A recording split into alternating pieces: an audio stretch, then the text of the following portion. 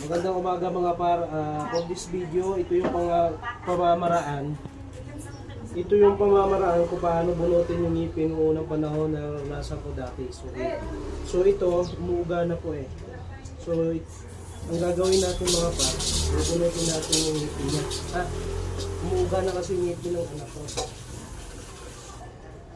Okay.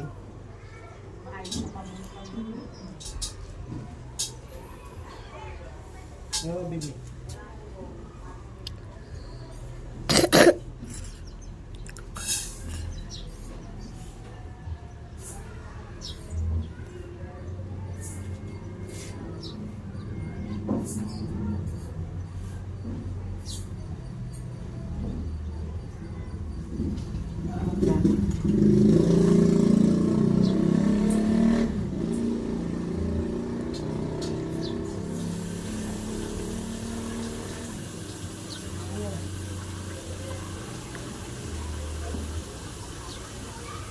Ito mga par, hihilain ko lang ito ng mabilis para matatanggal yung ngipin. So ganito sa mga par.